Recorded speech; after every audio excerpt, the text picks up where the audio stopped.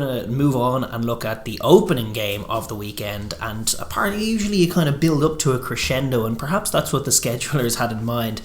But for my money, the game of the weekend here is this opening one, Saturday afternoon. We restart the competition after the break with a bang. Yeah. Scotland hosting France in Murrayfield. 2:15pm kickoff to be refereed by Carl Dixon of English Rugby, Luke Pearson, Chris Busby on the AORs, and Tom Foley in the TMO box. And yeah, this one is well, we've been looking forward to it now for a while. This is a big game for everyone who isn't France. Pretty much, yeah. No, as is always the way, it does kind of hinge on what Scotland do very often, how these championships go. And this is a really, really good fixture. It dates all the way back to 1910, the first game between these two nations, and Scotland won that one in Edinburgh 27-0. But since then, they've played a total of 98 games, resulting in 56 wins for France, 39 for Scotland, and 3 draws. Just in terms of the history of it, during the amateur era all the way up to 1995, it was pretty even. I think it was like they played 67 times, 33 to France, 31 to Scotland, and then from 1995 onwards there was a marked shift in momentum, and it was very much France who won 22 of the 30 matches between the teams since 1996. But as we often say, the most recent record is kind of the more telling, and more recently it's ebbed and flowed, because since 2016 the record is 4-4,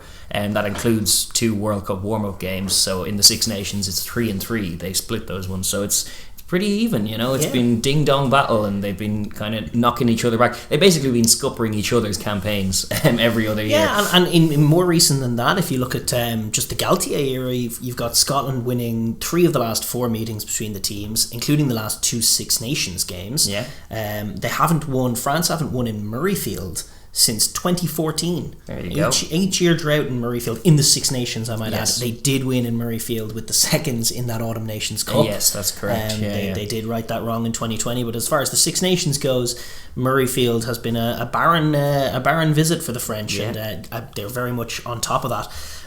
As far as the permutations are concerned, for Scotland, 1-1, like all of the 1-1 teams, they are on the precipice. Yeah. This game is do or win die. It and you're in, lose it, and you're probably a bit too far away to win it. Totally.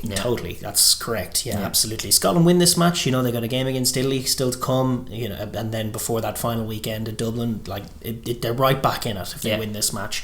But the pressure is very much on. If they lose it, silverware is gone for another year, and all of that stuff we said at the start of the season about their team getting on in years, and the World Cup being so tough next year, and just chances for silverware, chances for this great Scottish team that's given us so much entertainment and so many great days and performances to actually get some silverware. Slipping away now in this competition unless they can put in a big performance here. True. And then for France as well, who are another team kind of who with a lot of razzle dazzle and no silverware to show for it just yet.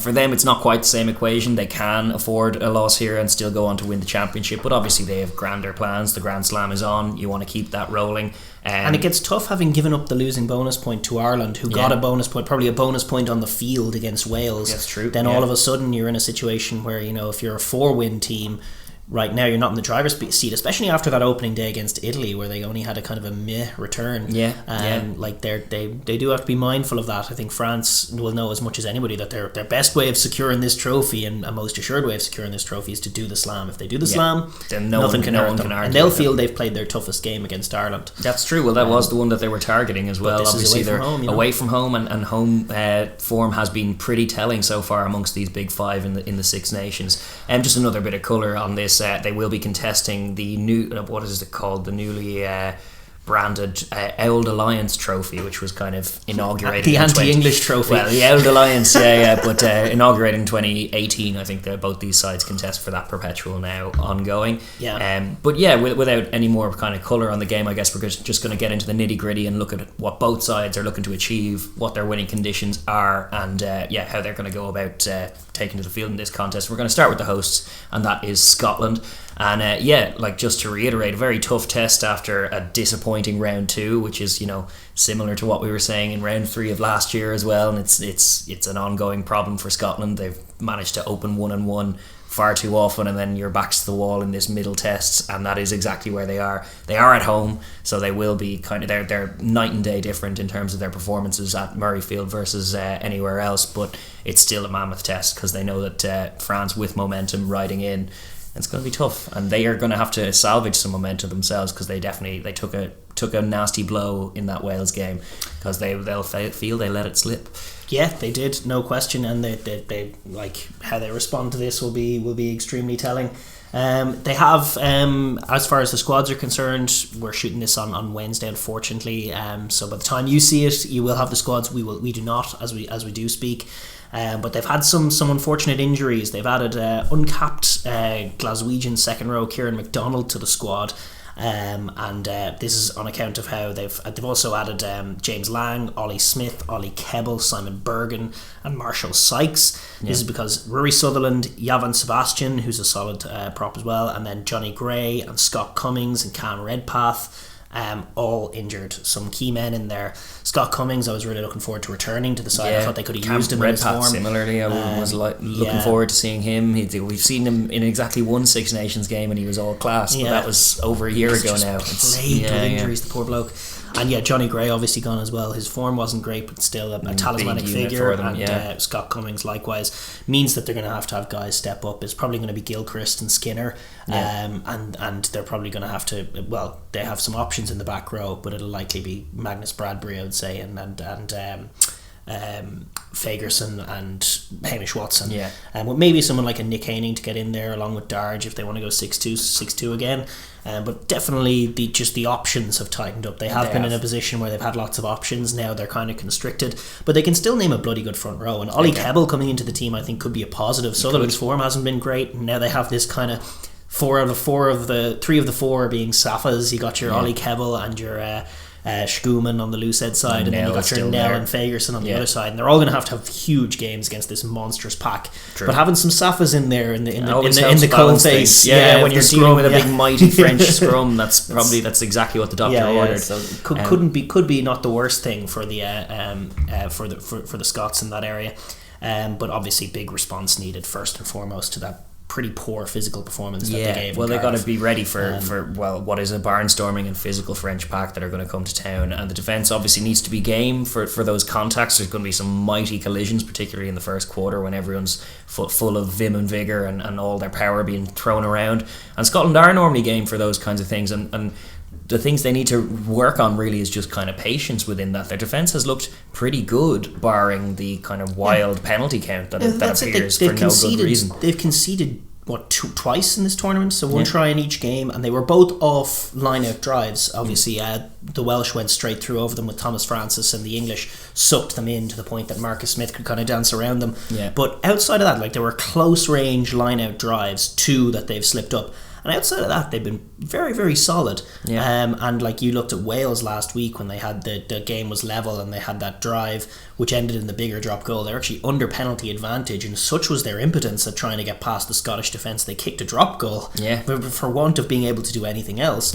And that was very, very encouraging for Scots. But as you say, and we talked about it last week, but it was the baffling array of defensive penalties, even when not under pressure. I mean, they're going to be under pressure at times in this game, inevitably, against this great French offence, but to be giving up cheap penalties when they're not under pressure is just a cardinal sin. Especially against a team like Wales, who were struggling to break them down. You don't need to give them ins when they're at home like that, and you don't need to give this France team ins either. And sometimes if you just stay patient and make your tackles, sometimes the French kicking game can be a bit loose. And you can force them to force the play as well. Obviously, if they France are going to be very testing. They got guys like Ficou and Dupont who can make you look very silly on the defensive end, and Scotland are going to have similarly those wingers who get on the ball very often and always as well. And then you marry that with the power game that the likes of Aldred have on the inside. There's going to be moments where they're opened up, and that much is inevitable.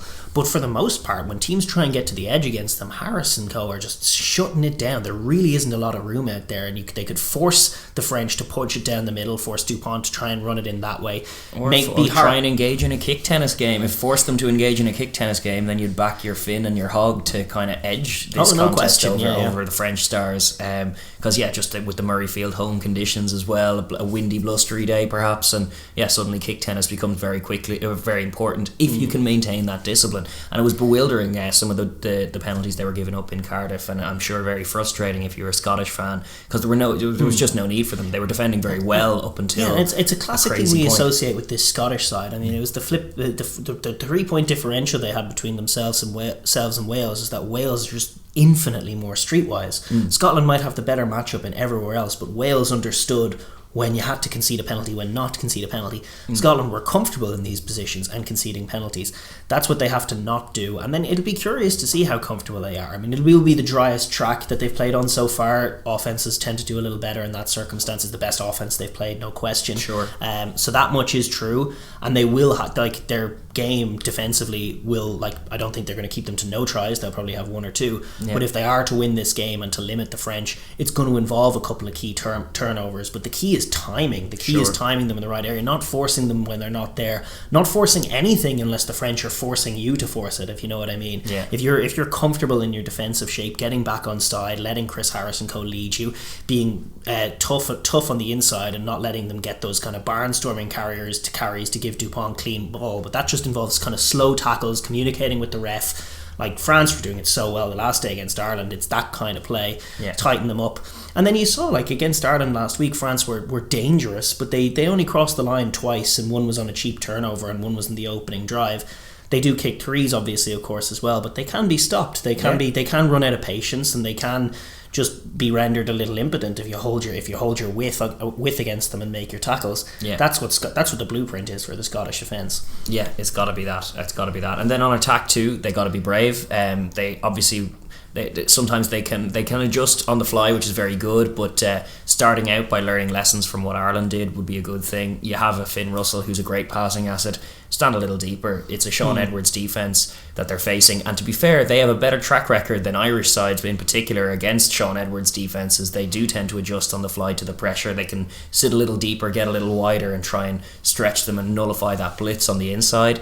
It'll be a big test for the two halfbacks and for Stewie Hogg to try and get them kind of moving as well like that. It's a shame you won't get to see the likes of Cam Redpath or someone try and open them up and out there and try and go toe to toe with the likes of Fiku, but I think there are chances against this Sean Edwards blitz for this particular Scottish backline if they're brave. No question. I mean, when you look at the shape that Scotland usually run, it is kind of deep, and Ireland made that exaggerated adjustment at half time against France last week, where they basically had their initial forward pod standing in the pocket, and then a distributor running in behind them. And that's kind of what Finn Russell often does. They usually pass it to the outside man in the pod.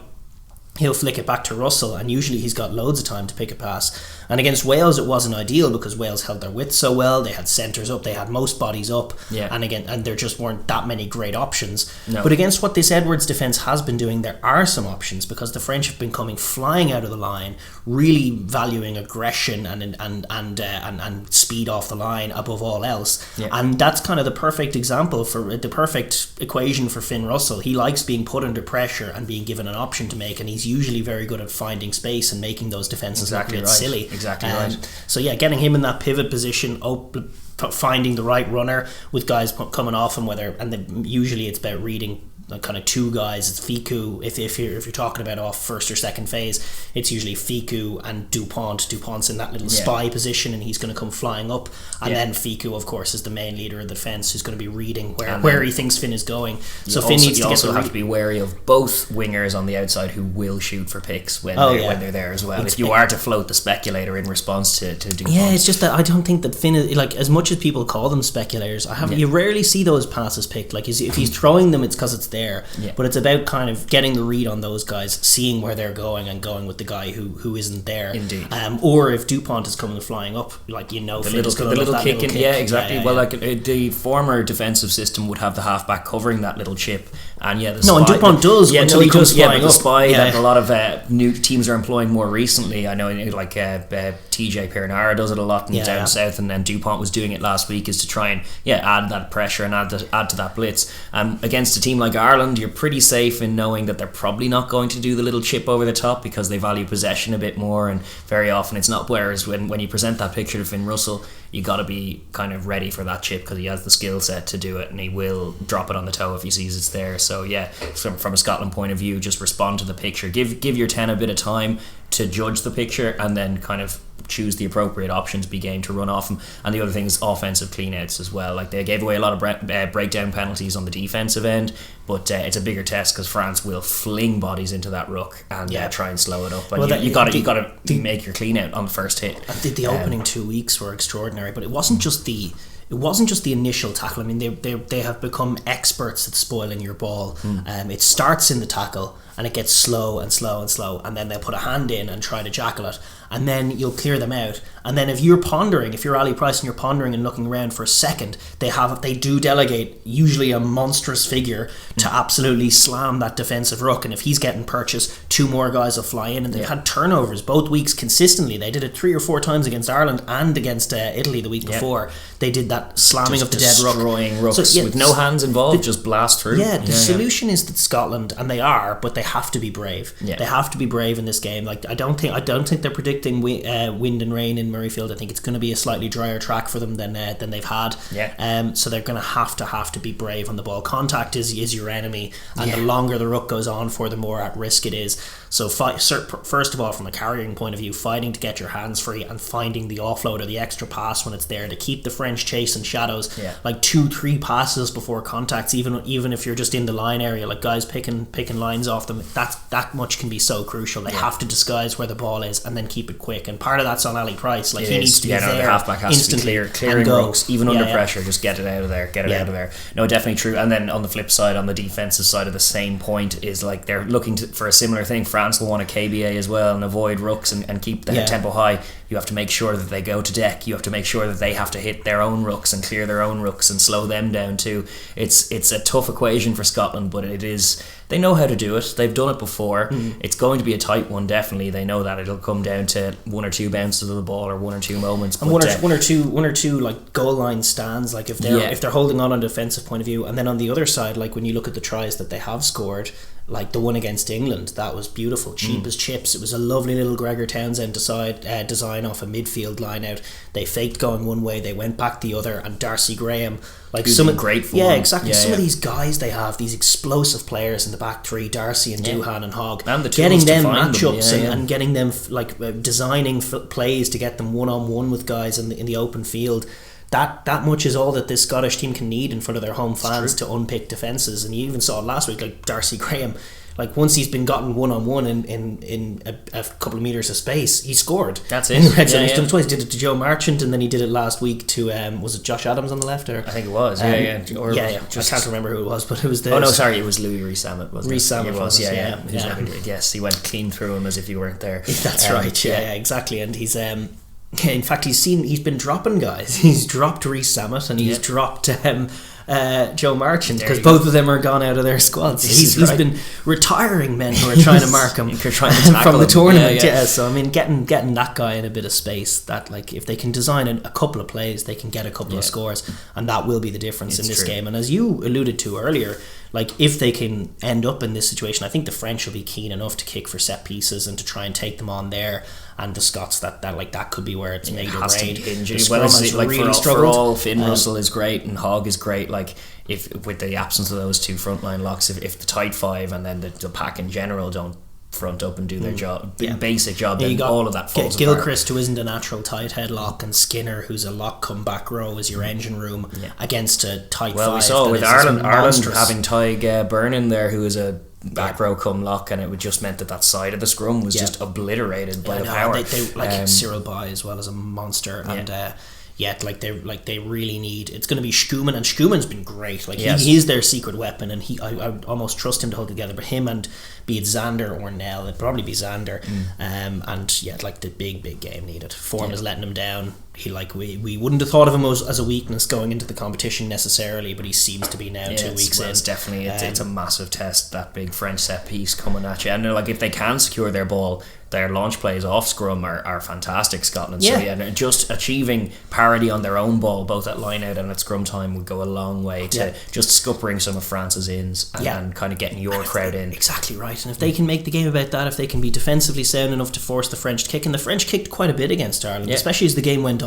When they get tired, they did a box kick off a line out first phase, pop down to Dupont. They look absolutely scintillating in moments, but they also look tired in other moments. And those are moments that you can capitalise on. Exactly right. And they got to punish them for box kicking first phase off line out. If France do that, Scotland claim the ball, get it to Hogg, bang, deep down into the trenches you go. You get no territory for that. It's a big test for the likes of Jaminet, who's new on the scene, his first time in Murrayfield, and test him. All of these, like the aerial game is definitely an in that I think they lost it against Wales, but that was probably the only team that could have beat them. The highest level of that particular matchup. The box maybe as well. Maybe the box as well, but geez, I don't know. Bigger Williams with that and Hogg and Finn Russell, just the acumen there for kick chase and for aerial contests. It was very high level. Ntamack and Jaminet, you could argue, are better players than Hogg and Russell, but it's a tough argument to make. But like, you certainly couldn't argue that they're more elite a combo in that area. In the aerial battle, I wouldn't say. They probably in the kicking game, specifically. That's definitely an in for Scotland, and they've been brilliant in that in the last few seasons, so they will go back to it.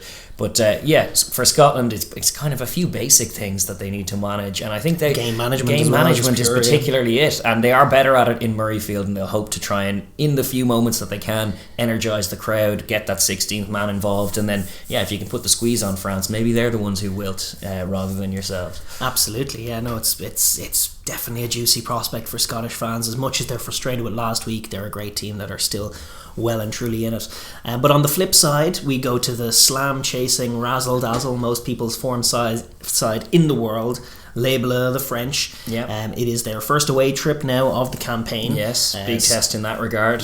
But they do boast an unblemished record as they go into it, which is all you can do after the opening two games. But the question is just, will we see the same ferocity from France that we have done so far? Will we see that when they're away from home? No question. It's often a question with France. Indeed, and you can see why when you have that raucous crowd in Paris like that, and then La Marseillaise with the music turned off for the second half. It was just a very powerful moment against Ireland in that game, and there was no doubt that it boosted them somewhat. But they are aware of the challenge that this game provides. Greg Aldred was speaking pre-tournament and actually picked this game out as the most difficult game and the game they were afraid of, and obviously with good reason, because of the emotional high of the Ireland game, and then the break to ponder it, and now in they come and they're away from home. Their record against this Scottish team and how they've unpicked them in the past, and I don't think you need the French rugby community to know how dangerous the likes of Finn Russell can be and what he does over there. Yes, there are a few fun like him versus Gail Ficou in terms of just club dynamics as well. Yeah, that's right. They know each other intimately in terms of what they want to do. Ficou getting the read on Russell's offense and Russell getting the read on Gail's defense. That's definitely fascinating. But from the French squad point of view, health wise, they're looking at a clean bill out. Yeah, which is they can boast that over the Scots for sure. They look in rude health, to be honest. There are a few selection things. Obviously, there's still no Jalibert in there, but there are a few selection things. I wouldn't be surprised to see them go 6-2 again, especially with the Scottish injuries, like just the capacity to bring on the likes of Flamont and Taufi Fanua. It's just different gravy. And plus, a lot of their backs are kind of malleable enough to rotate that they can get away with two backs as cover in terms of like, if Ntamack goes on, you can chuck Dupont in at 10. I wouldn't worry as much about France on the offensive end if that happens. Their backs positions are like optional extras anyway for their backs. And there's no doubt about that. As far as changes, there are a couple. I wouldn't be surprised to see them maybe rotate Demba Bamba out. They have a couple of other tight heads in the squad. I just wasn't impressed with his impact against Ireland. I thought they got noticeably weaker when Antonio came off. And then maybe Boutier, who's back in the squad at 23 over Ramos, just if the kicking game is going awry. This is true. These are useful. He's a useful unit in terms of just his kabooming boot for exits, and you're going to be up against that kind of game out in Murrayfield. So those are decent options. There are a few different adjustments then they'll have to make. Obviously it's a different challenge in Scotland, the kind of soaking and jackling defence that they'll be presented with, as well as just maybe a slightly deeper picture from Finn. So things like Dupont's blitz, while very effective against Ireland, maybe a case-by-case basis. They won't send him up all the time quite so readily. It's a good challenge for Edwards. Like he hasn't been out in the media this week, so I heard him bullishly ahead of this great Irish offensive end, and he was very confident. You could kind of hear it in him. He didn't say anything too arrogant or anything, but you could hear in him that there was a confidence to him that they would unpick this team. But we haven't heard it this week, and it does take, you used the right word there, it does take adjustments. Like they have to, like they were against Ireland, it was all about we bash them on the inside and make sure that their ball is scrappy as hell, and then their halfbacks won't deal. With Scotland, it's a little more like Scotland have been there before. They've been beaten up against England and then ran up 31 points out of nowhere. It's true. Like they actually, this team is more designed, and this pair of halfbacks, sometimes they thrive under pressure a little more. And if you go gunning and blazing for an all-out blitz and smash Finn, and if we can get Finn down, we're going to nail them. And then he has a tendency to sit deep and make you look silly. Oh, they're not covering that bit of space over there. I mean, we said it from the Scottish point of view. So for France, like with the strength that they have and the reader in the 13 channel and 12 channel that they have through the likes of Fiku, and they do have Jonathan Dante back in the squad, I should say, as well, so he might come back in as well. But like the reader of the game that they have in Fiku, they just need to be perhaps a little more patient and make sure that they're well covered. Bit like Wales did. Cover the width of the field, and then don't necessarily rush. Press up. You allow Fiku to lead the line, but you don't need to break the line at any point. You want to just cover and cut off the options, and then hopefully you swallow Finn up rather than kind of shoot and hit him. Yeah, just force them to play a little more off 9, and they were trying to do that against Wales, and it did all become a little slower then. And then the more rucks that they're taking, the better for that's you. That's a better chance for France. That's why if they can force them into contact, that's where France will want to kind of go after them. And part of Sean Edwards' defence is making that breakdown as messy and combative as possible, and they will look to do that. But it involves kind of initiating the contact on your terms. So part of that is hold your width, be a bit more patient, maybe don't press up quite as vigorously as initially, but then once you force them back inside, be ready to meet them with brick walls, which your forward pack are, to be honest. For all intents and purposes, these are very, very physical units that they have at their disposal, so try and run the Scots into them. No question. I mean, the power game is a real weapon for the French, and it could wear Scotland down. I mean, they might even be looking at the Springbok template that happened last November. By the end of the game, Scotland were very much raggedy bunch. And France do have the physical capability. I mean, we saw it last week against Ireland, and they were at home in that game, but they went to it's all well and good playing razzle-dazzle footy, and we've 1 or 2 power plays here and there, but for the most part we're going to try and win this fight in the tight. And I do expect a similar kind of show where just they're going to just try and hammer them and make them take as many contacts as possible, be as ferociously physical as possible, empty yourselves as a front 8, and then you've got 6 more of the guys to come on towards the tail end. I expect them to go that way, and then once Taufi, Fanua and co come on and they're keep pulling to make plays, that's where Scotland might relent, and then you start to get on top, and then you have the quality to take the tries to make that count. On the offensive side, they need to remain patient. They know that Scotland are a very capable defence, but if you do stick with that power game, then wear them down with the bludgeoning approach first. They'll have confidence that if they can be opportunistic enough and recognise the moment, the key moment, the opportune moment, I guess, then they do have their tools to be able to execute, and they'll probably find seams or just even find soft shoulders if they've managed to do their primary job of just bludgeoning the Scottish kind of tacklers into submission, which is a decent MO for this side. We've seen, and it's also like what the likes of Ireland have done to them. Like, they have to settle down and look at that template and be like, okay, we have to be a little more patient here, but also just physical, protect the football, be physical. And then they tend, like last week against Wales, they were giving up penalties when they didn't even need to, but they do tend to relent if you're going to get after them on the inside. And without Johnny Gray in there, and without some of these other guys, they're likely to find it very tough to tackle the French just coming around the corner. Indeed. The corner. So just get your basics right, get your offensive clean out correct, accurate and clean, and Dupont, tempo is key for them to be able to get over that game line consistency. So clearing rucks, he's one of the best in the world at just getting the ball out of even the back of really messy rucks, just getting it out of there somehow. He'll need to bring that again, because Scotland, much like France, will be trying to make a mess of the breakdown. They may soak a few metres, but they'll get a few hands into a breakdown, so it'll be on the forwards to be accurate in the clean out, and then on the halfback to just get the ball out of there, go again. And a KBA approach will probably be adopted just where it can be. Like, if you do win your contact and you're still on your feet, rather than go to deck, they will pop it back and go again, and just try and soften them up round the corner first, and then trust Ntamack and the guys out wide, Fiku, to try and distribute and try and find seams once they're there. Yeah, absolutely.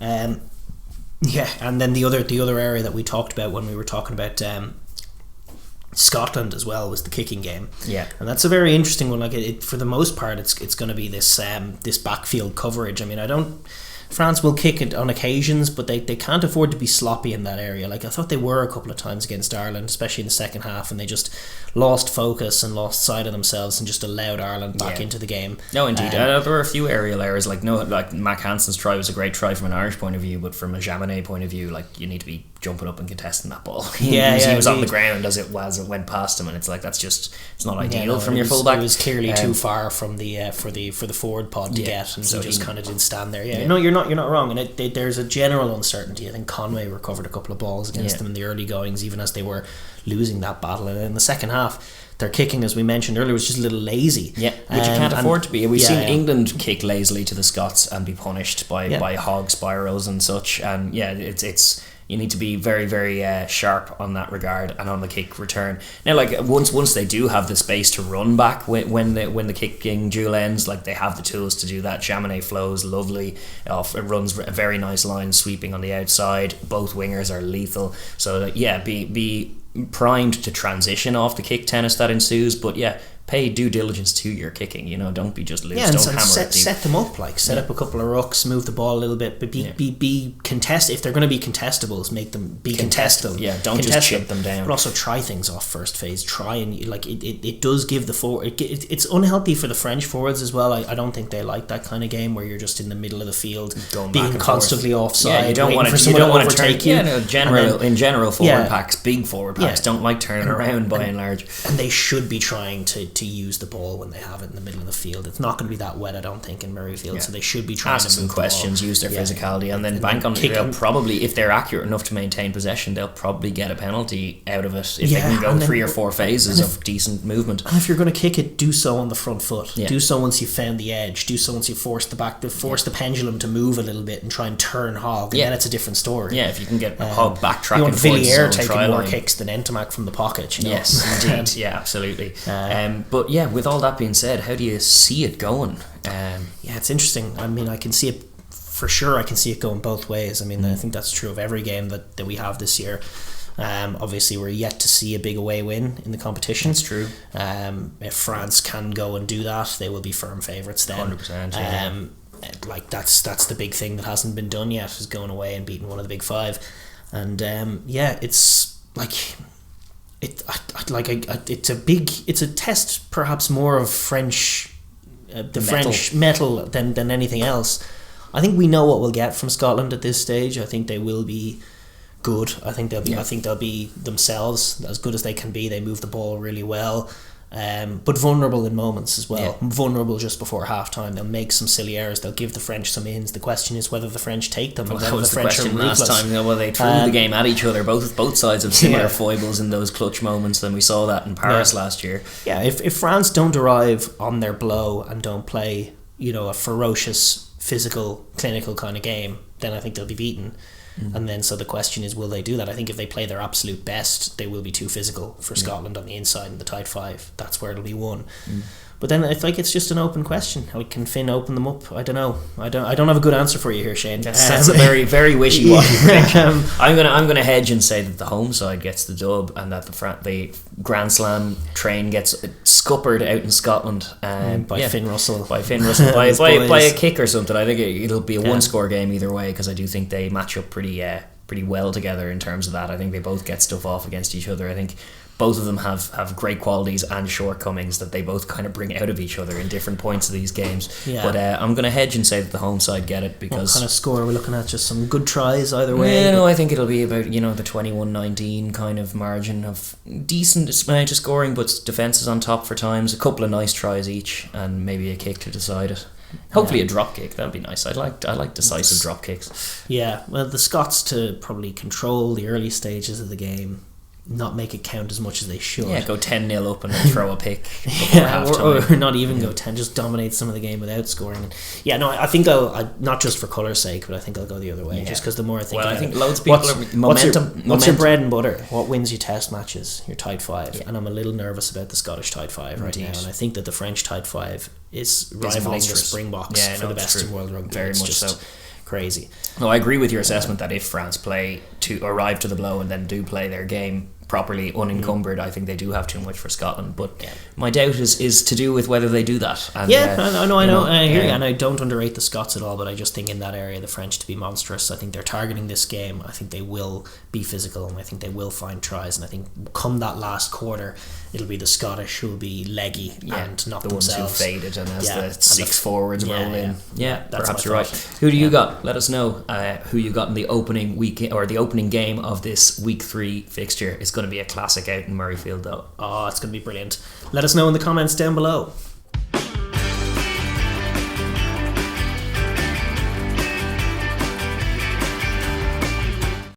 Thank you very much for watching that video. If you're new here, please do like and subscribe and ring the bell so you get notified when we upload again. But mainly, please drop a comment down below. We enjoy hearing your thoughts on it. Thanks.